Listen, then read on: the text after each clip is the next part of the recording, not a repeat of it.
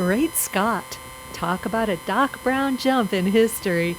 1 minute I'm standing in a volcanic cataclysm from 2,000 years ago, and the next I'm pulling up to another example of astonishing power. The world's first nuclear power plant, where we attempted to harness nature's energy. I feel like a real time traveler.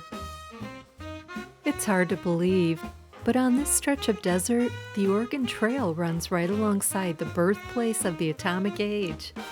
Thinking about this and the space age, I recall things like Tang, space food sticks, and Captain Kirk's Final Frontier. After we landed on the moon, why not reach for the stars? Just like the Oregon Trail immigrants, Americans felt like anything was possible, and if done in the name of progress, it was automatically justified.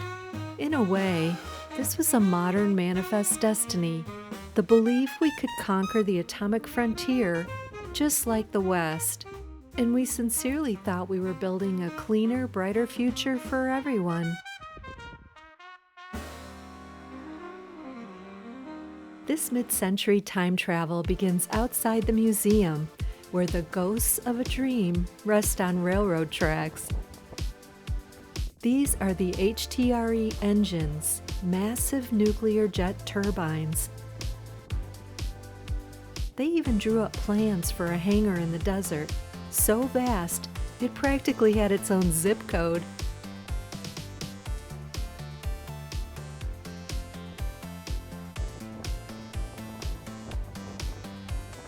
We were dreaming of nuclear planes, while the Navy was secretly down here building the future of the submarine fleet. That dream of nuclear-powered flight never quite took off, but the Navy's vision for the atom did. And who would have thought I'd find a submarine in the middle of the desert? Right here in Arco is the sail of the USS Hawkbill, hull number SSN-666. Locals and sailors call it the Devil Boat or Satan's flagship because of that infamous 666, straight out of Revelation. Some crews swore it brought good luck. Others found it downright eerie. But in a town of firsts like Arco, having a memorial in the desert to a nuclear sub with the number of the beast just adds to the intrigue. When I think about the Oregon Trail immigrants calling this area the Devil's Playground, or even Black Vomit in their journals, that nickname seems to perpetuate that eerie vibe, and it all ties together when you remember the secret military experiments here. This whole area has a deep Navy connection. Over 40,000 sailors trained on the reactor prototypes in the middle of this high desert. Regardless, I don't know how anyone survives in such a small space for months at a time. I thank our military, and especially our submariners, for their incredible service. This part of Idaho was ground zero for the nuclear Navy, where they learned to harness the atom to power submarines across the oceans. The Hawkbill herself was no ordinary boat, a Sturgeon-class, fast-attack sub, famous for Arctic research missions. In 1986, she even surfaced at the North Pole. I'm glad I satisfied my curiosity about this tail fin in the desert. It led me to discover how this quiet corner of Idaho helped shape the future we live in today. But the story doesn't end with submarines. EBR-1 is a time capsule, and stepping inside felt like a DeLorean time travel trip right into a mid-century modern living room. It helped me transition to a time when analog hi-fi and Elvis were king.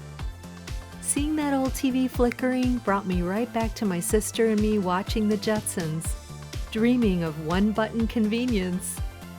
Then I'm pulled out of my daydream by these cavernous sounds.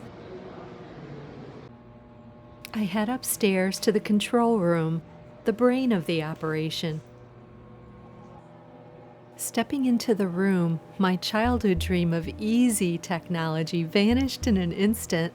It wasn't one button, It was thousands, row after row of dials, switches, and those hypnotic mechanical arms scratching ink onto scrolls of graph paper. To me, it looked like a chaotic language of needles and glass. But back then, this was the high-tech frontier. There were no computer screens, no digital readouts. Every single movement of the atom was tracked by a physical needle, watched by a team of men who kept the lights on by sheer attention. It's a strange feeling standing where they stood, knowing the safety of the entire desert hung on someone noticing a needle twitch, just a fraction of an inch, on a piece of paper. Interestingly, on the day they first generated electricity, December 20th, 1951, the team was so excited that they didn't just record it in the official log. They all signed their names in chalk on the wall of the generator room. Even the custodian, a man named Jolly, was invited to sign. It shows that despite the overwhelming machinery, it was a very tight-knit human effort. But there were names missing. The women on the team. In 1995, over 40 years later, the Department of Energy officially recognized this oversight. Instead of adding chalk to the original wall, which is now protected, they installed a bronze plaque right next to the signatures to permanently honor the women's contributions to the team. Before the magic happened, it all started here in the storage room. These rods look harmless now, neatly tucked up in their individual little beds. I think of them as the logs for an atomic fire, but once they've been inside the reactor, the honeymoon is over. They become a different beast entirely. To the side of the storage room, I saw the platform for a massive elevator. Its job was to raise and lower a breathing blanket around the reactor core. I think of it this way. When those fuel rods and that blanket were tucked in together, the magic happened. This was EBR-1's secret weapon. It didn't just use fuel, it actually created more than it consumed. By surrounding the core with uranium-238, stuff that's normally useless, the reactor transformed that metal into plutonium.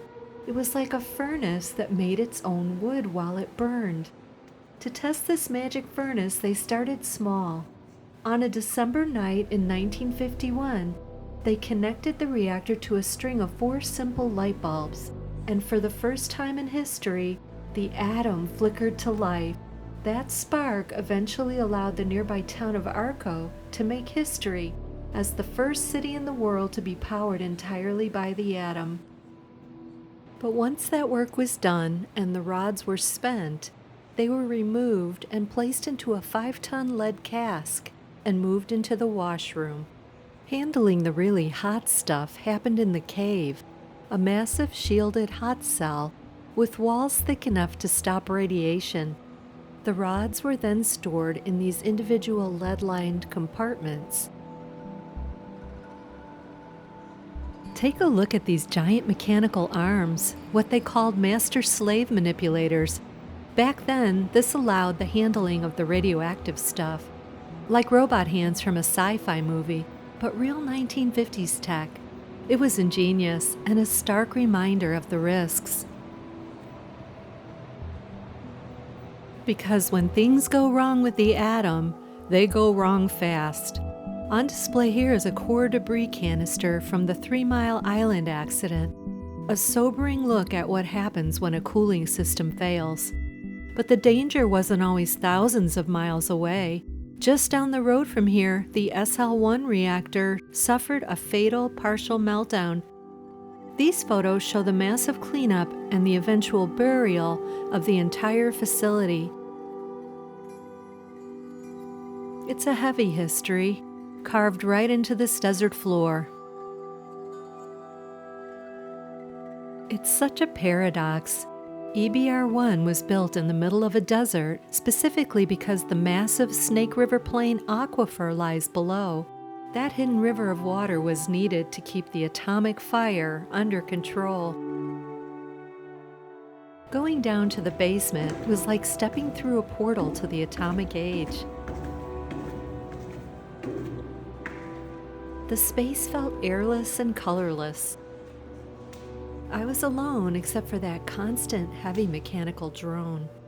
Adding to the eerie vibe, I had to duck to enter the next chamber. It felt like a strange forced homage to the glowing neon green window ahead.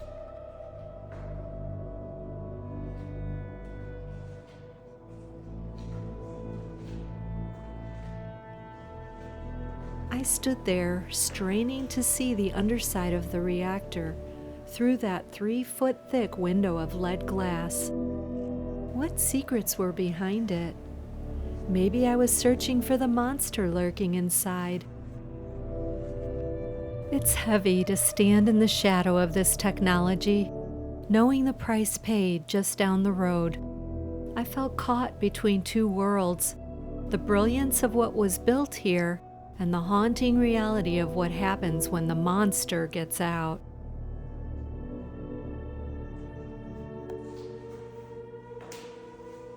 I was still struggling with those old childhood fears, but now they had names.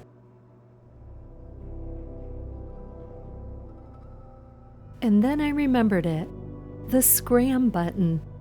In the movies, the big button starts the countdown, but here, SCRAM stands for Safety Control Rod Axeman, a name born from the earliest reactors, where a man with an axe stood ready to chop the rope and drop the rods if things went wrong.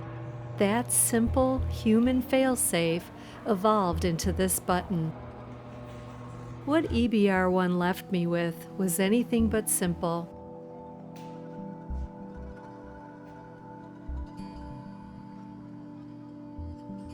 In a world where it feels like mankind's finger is always poised over one button or another, I found a different kind of assurance.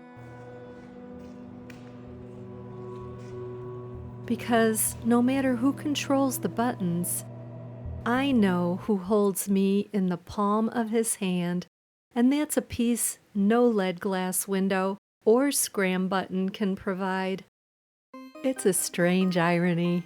Like Marty and Doc, sometimes we have to go back in time to truly glimpse the future. Great Scott! Who knew that 75 years later, a technology born in the middle of a desert in Idaho might be the answer to some of our energy problems today? Now, if I could just find a flux capacitor, because I'm out of time.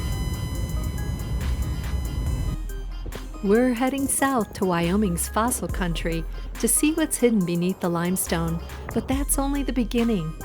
From the ancient stonefish of fossil Butte to the red cliffs and deep waters of flaming Gorge, we're gonna find out what happens when the desert meets the sea.